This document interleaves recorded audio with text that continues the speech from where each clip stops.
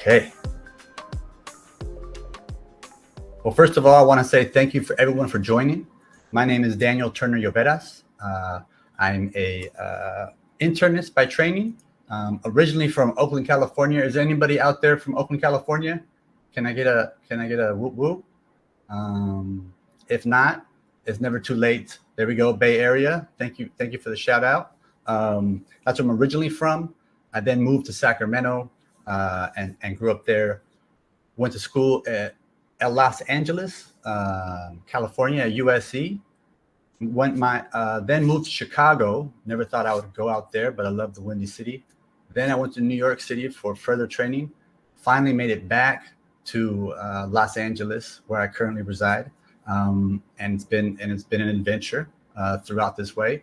And I'm wondering if is anybody out there in the crowd also in the field of medicine, or does anybody have any experience with medicine? Just so I know, how technical to get to make sure that we're all on the same level. But if you want to share that in the chat, let me know what you're up to, or if you have any experience with medicine. Otherwise, we'll get started, and we'll be talking about telehealth transcended and empowering Latino communities through digital health equity.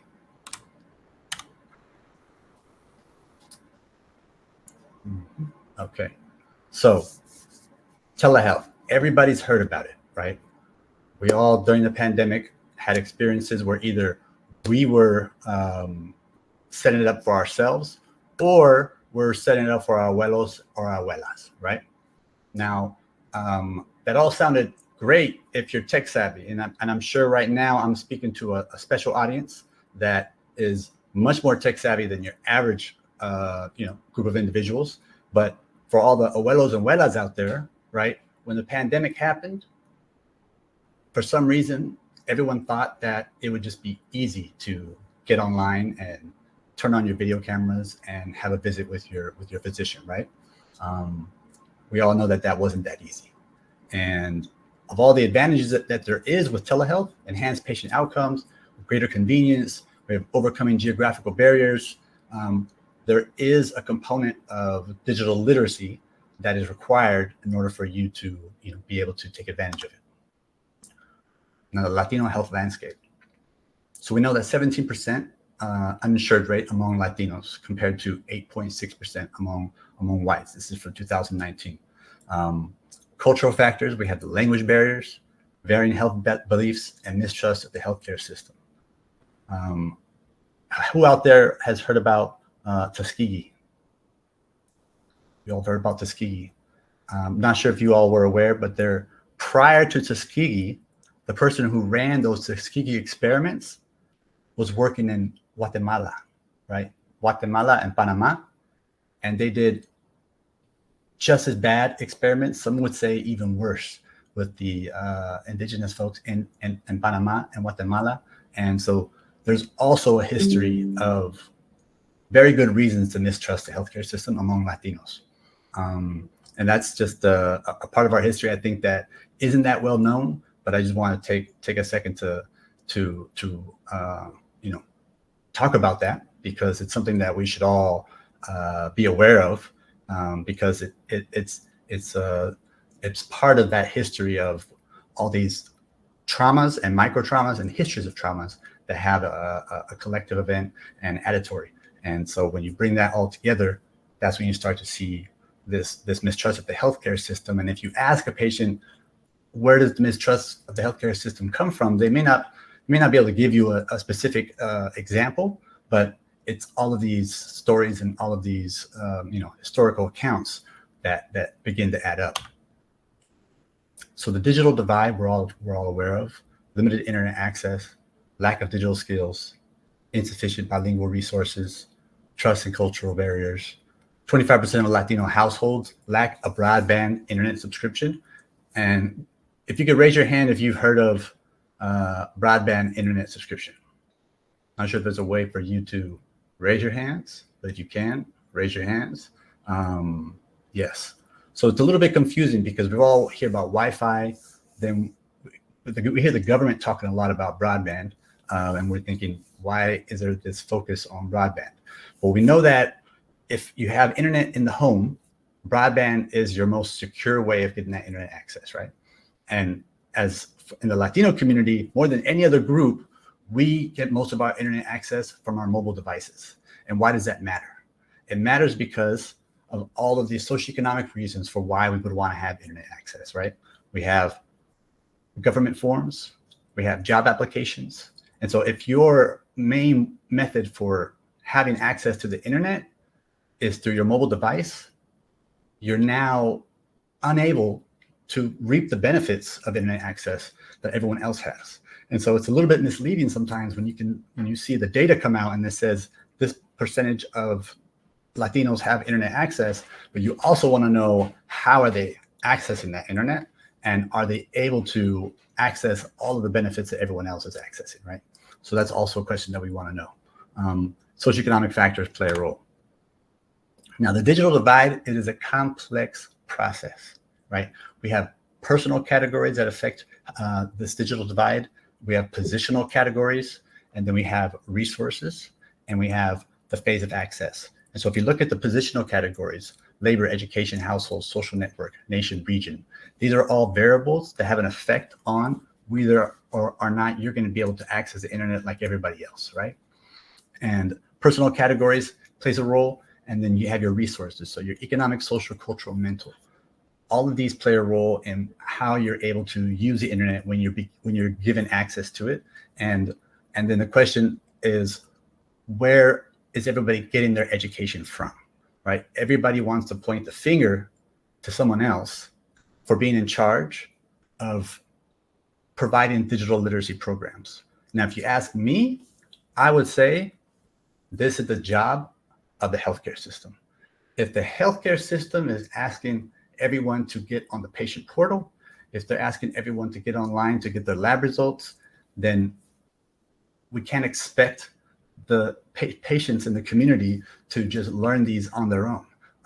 And especially when we have an immigrant population that may not have gone through the same educational systems here in the United States, we really need to be cognizant of that fact and really set up an education system. Really, I think it should be set up at hospitals and clinics so that the education could be provided and all of these resources can be accessed equally.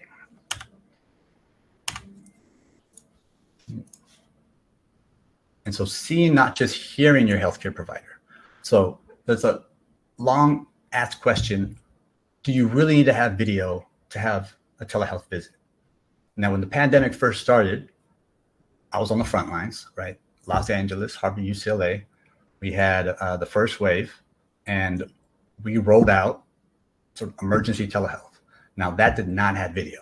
That was all telephone.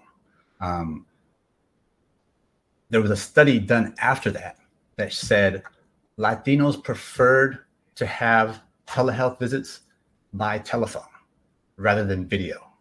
But it was a biased study because it didn't really ask the right questions. And so if you're presented with a telephone visit and you're not offered a video visit and you're unfamiliar with telehealth and you're sent a survey and said, do you like this? Is there anything missing? Would you rather had video? If you never had video, you wouldn't even know how to answer that question. And so that was what happened in this study, where it wasn't that Latinos preferred to have audio only telehealth visits. It was they weren't given the opportunity, right? They weren't, it wasn't explained to them what could have been, right, if they had a video visit. In my experience, when I did a pilot in the Los Angeles area, predominantly Medicaid, predominantly Latino Spanish speaking, when I first brought up the concept of telehealth visits, it was foreign, right? But when I explained to them that they'd be able to see their doctor, that had value, right? Most patients, when they come to the clinic, they come because they want to see someone. It's not that they want to talk to someone. They want to talk to someone, but seeing them provides patients with a feeling of they've received care, right? And there's a connection that happens when you see someone that is not necessarily replaced with audio only. Does audio work? Definitely. When video cuts out, audio will do it. But seeing, not just hearing your healthcare provider, is important. And in this study, in the American Journal of Managed Care, found that people living in areas with low broadband access were less likely to use video visits over telephone visits early in the COVID-19 pandemic. So signing up for the vaccine remains a key tool for protecting people from severe illness, and that was used for scheduling vaccine visits. Digital health access, a study in preventing chronic disease found that COVID-19 vaccine rates were lower in New York City zip codes with lower rates of household internet access. And so that's just proof where if you had internet access, you had access to healthcare, right? And it was brought up to everybody's attention, right? Disproportionate became a living room term that was reserved for when people were talking about Latinos and COVID, and that Latinos were disproportionately affected. But my question every time I heard that was, okay, but why, right? Why were Latinos disproportionately affected? Because if we don't know that why, if we don't know the answer to that question, then how are we going to do anything about it? How are we going to prevent something like that happening again, right? So these are questions that we have to ask exactly because of access, right? And that's the connection I'm trying to make here with my presentation, is that internet access is healthcare access. And we typically see internet access as something not necessarily. Not everybody sees internet access as the same thing. And let me give you a story to sort of so you can visualize what I'm talking about. I had a patient who I was asking if he was interested in joining my telehealth pilot, and I asked him, "Do you have internet access?" And he looked at me and he said, "No."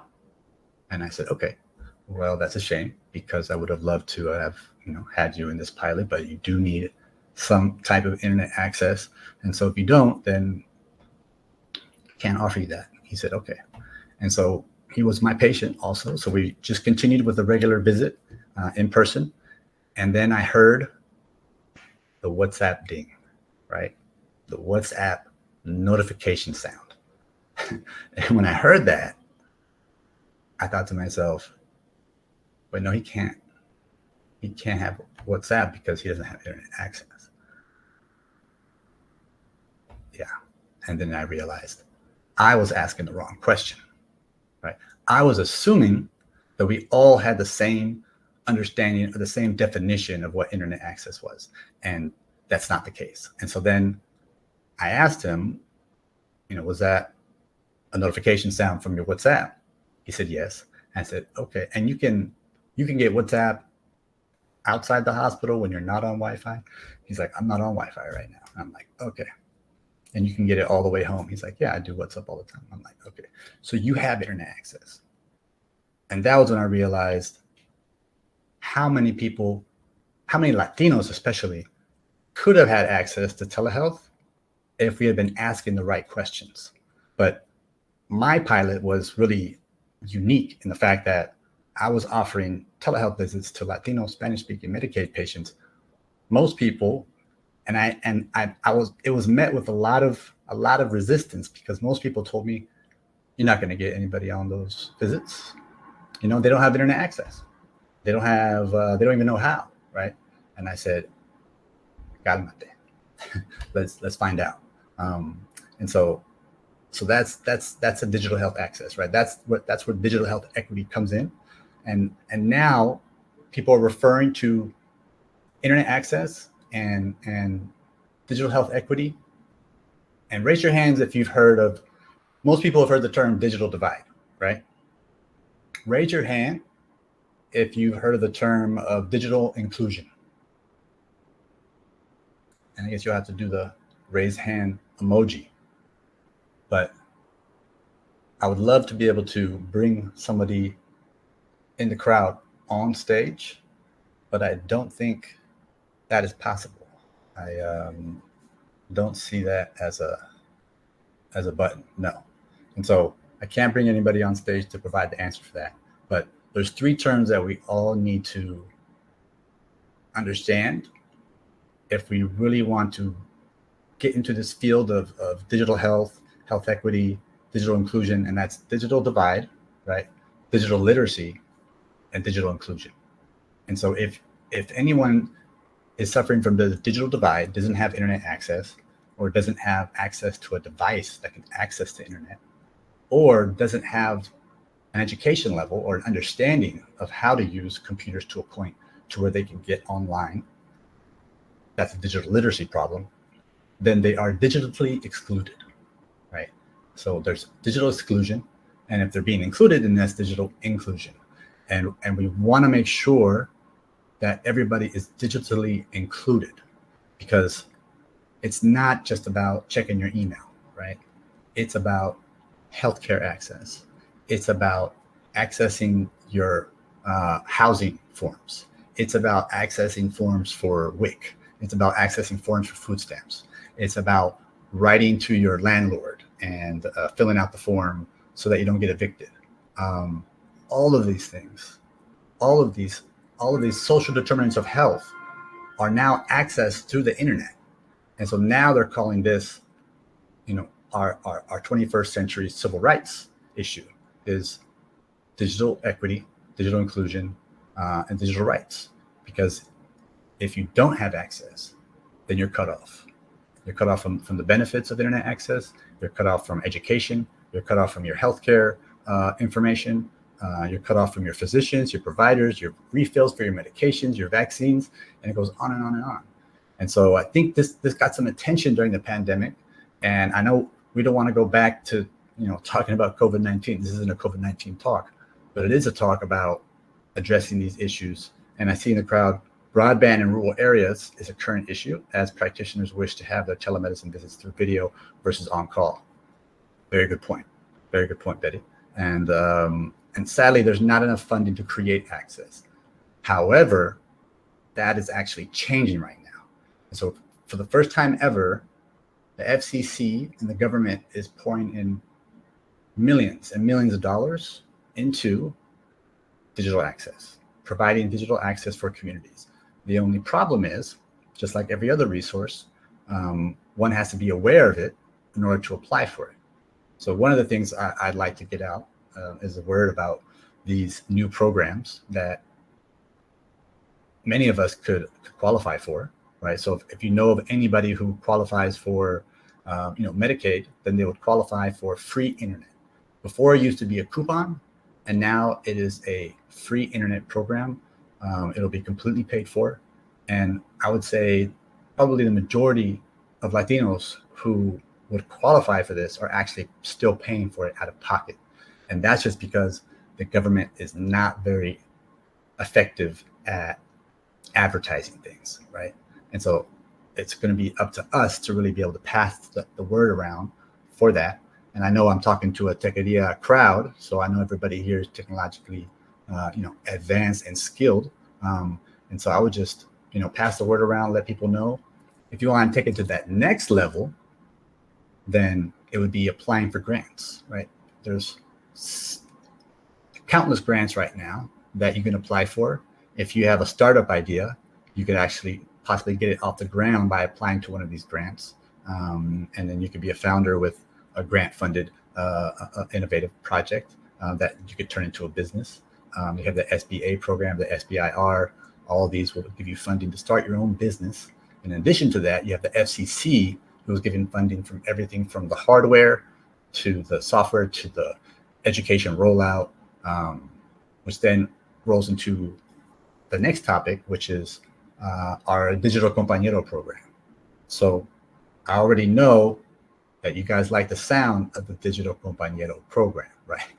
So that was a program that we started about a year ago. And the concept was, how do we get this education to address digital literacy, the digital divide in our communities in a way that is to be trusted, right? And that's through the Digital Compañero program, through promotoras, who will then learn about these skills, and they can go out into the community and be that bridge to help fill that gap. Hey, Gabriel.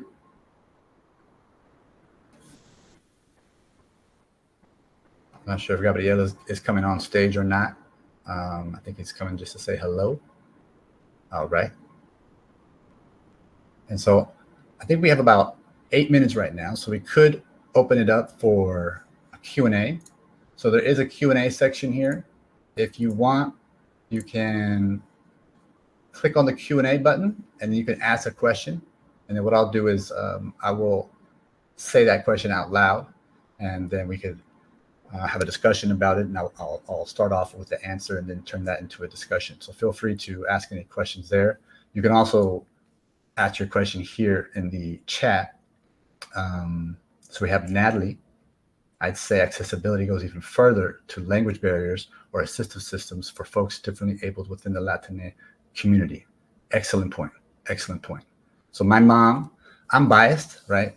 So my mother is a translator and a medical translator. And so automatically translators are the real VIPs, right? They're the real MVPs. Without translators, you have the divide. The same, just like Natalie was saying, it's accessibility. So if you don't understand what anyone is saying, and if you don't understand what you see on the screen, then you're unable to access it. And a really good way for everyone to experience this is to open up a website, check a Japanese website where everything is in Japanese, and then the button that says language is in Japanese. But if you don't speak Japanese, if you can't read Japanese, you can't even find the button that would allow you to convert it to English. And so this is part of the UX, right? The user design. And that's where the Tecaria community, could really come into play, is addressing this, the user design in a lot of these websites. So the Los Angeles Department of Health Services website for a long time had a button. If you wanted to change the language, you had to click on the button that said English to change it to Spanish. Now, if you can only read Spanish and you're looking for something that you can recognize and everything's in English, it's going to be a barrier, right, to access. And so that's an issue that's ongoing, that our Digital Compañero program is beginning to address by providing devices for those who don't have one, by providing education from trusted messengers in the community. And it's also about funding, right? So we want to be able to fund these programs. We want to get the funding straight to the community. Historically, we've had big institutions that would receive funding for these types of programs, and then it would trickle down to the community. But we're now entering a new phase where we're understanding that the community themselves know what's best.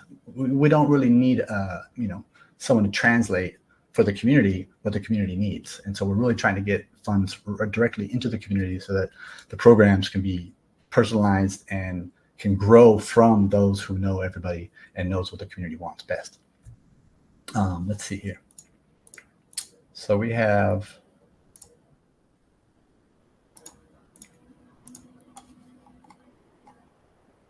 messages here. All right. See if I can see if there's a question here. So it's about informing and educating our communities and providing resources too. Ana Garcia is on it. Some of the platforms are really wonky, even on a laptop. Thank you, Kristen. That is an excellent point and kind of goes along the lines of that user design. Kristen also said, I'm guessing it's because there's not enough mobile tools for healthcare access. And that's not the case, right? There's definitely, if what you're saying is there's not enough access to devices, yes, that is a problem. But we found out that what's becoming more of an issue is knowing how to use those devices, because we can easily find a company that will buy 10,000 devices, drop it off in a community, and then that would make you think problem solved.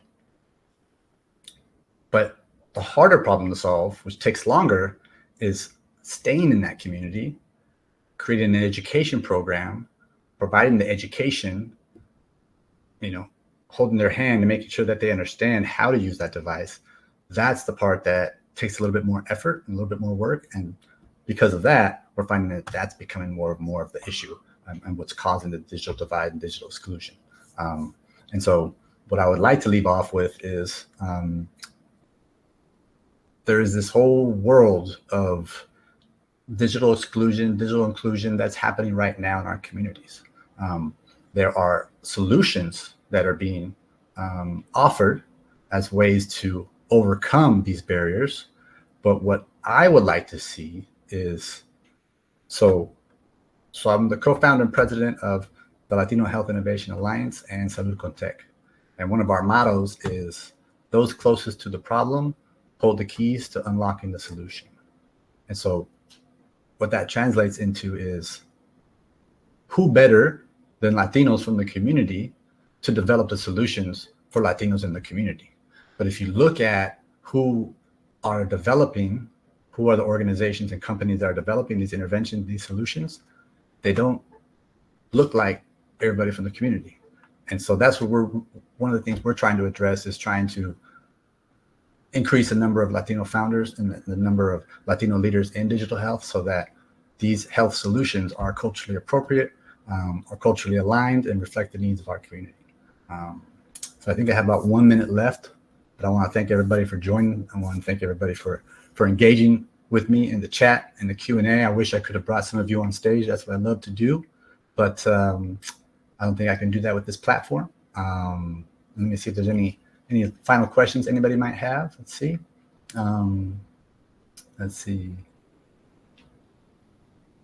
Hey, where can we find the ways to become more involved with impacting the health industry with technology? Good question. So I would say you can go to our website and you can sign up for our newsletter. We can get some more information, and we'll be sharing more information about the programs you can apply for, and also ways to get free internet. So I would say it's a good one. Also, you can always also look up Internet for All is a great website to find out about how you can get internet into the communities that may not have it right now. And sadly, there's not enough funding to create access. So that's changing also. And excellent. Well, thank you, Carmelo. Thank you for the shout out. Thank you, Marisol, Raquel, Natalie, Marisol, Ana, Betty. Thank you. And if you have any questions, feel free to shoot me an email. I will share that with the organizers here so that I can get out to you, and then I'll put it here into the chat. Un placer. Cuídate. Cuídense y un abrazo.